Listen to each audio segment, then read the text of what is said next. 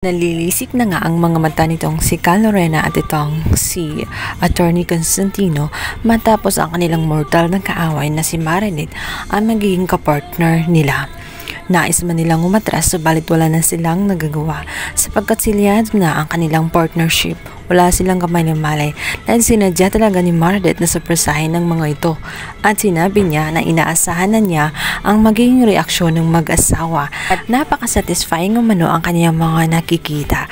Ang sarap umano ilagay sa kanyang posting kung saan ibabalandra niya ang mukha nga nitong si Attorney Constantino at itong si Cal Lorena kung saan gulat na gulat sa magiging business partner nga nila itong si Marilyn. Agad namang tumayo itong si Cal Lorena. Sinabi nito na kung nalalaman pa nila na si Marilyn pala ang magiging partner nila sa negosyo ay dapat umatras na siya at hindi na niya sinuyo itong si Constantino. Subalit nagsalita itong si Attorney Constantino at hinarang ang kanyang mouth. Agad kinwestiyon nga nitong si Cal Lorena dito sa kanyang partner kung bakit hindi na lamang si Attorney Constantino ang ginawang manager. Bakit kailangan pa itong si Marilyn? Agad sinabihan naman siya direkta na dahil na rin sa naging record nga nitong si Attorney Constantino ay walang tiwala ang ibang kapartner kung kaya't minabuti na lamang na itong si Marilyn dahil na rin sa nagbubloom ang kanyang negosyo at ang kanyang firm ay malago.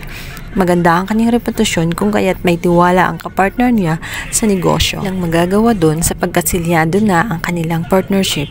At ngayon, ang maigi nilang gawin ay pakasamahan na lamang itong si Marilyn dahil malaki ang may tutulong nitong si Marilyn lalo't alam nila na pabagsak na nga ang kanilang law firm at makakatulong itong si Marilyn para ibang muli ang kanilang pabagsak na negosyo. Ilang banda, hindi lang sila ang nakaramdam ng takot at kaba, maging itong si Lilet dahil ilang beses na nga nakasagutan ni Lilet itong si Marilyn. Lalong-lalo na bago pa ito umalis ay sinabihan siya na gaganti sa ginawa niya dito kay Era kung saan nagtulak na itong si Era.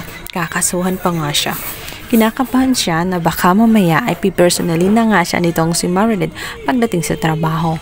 Agad namang napansin nitong si Marilyn. Sinabi niya na kung ano man ang naging issue tungkol sa kanilang dalawa ay hindi niya dapat alalahanin yun sapagkat hindi naman niya ihahalo ang personal niya na bagay sa kanyang trabaho at magiging professional naman siya pagdating sa work. Sa kabilang banda, ito namang si Ramir matapos matuklasan na ang kanyang anak ay nag-earn turn pala dito kay Marilyn.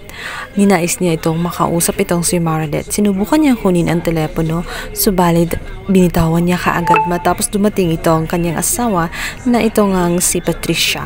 Galit na galit itong si Patricia. Sinabihan niya ito at nagkunwari lamang ang kanyang asawa ng tela.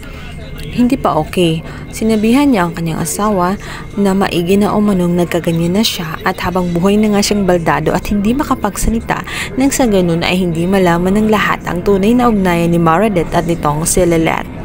Patricia ay unti-unti na nga nakakapagsalita itong si Ramir at inaantay lang lamang niya ang pagkakataon na tuluyan na siyang gumaling nang sa ganun siya mismo ang makakalakad at makapunta kay Marilyn. Magugulat na lamang siya isang araw ay magsasalita na siya at malalaman na nga nitong si Lilet at nitong si Marilyn ang katotohanan tungkol sa kanilang dalawa.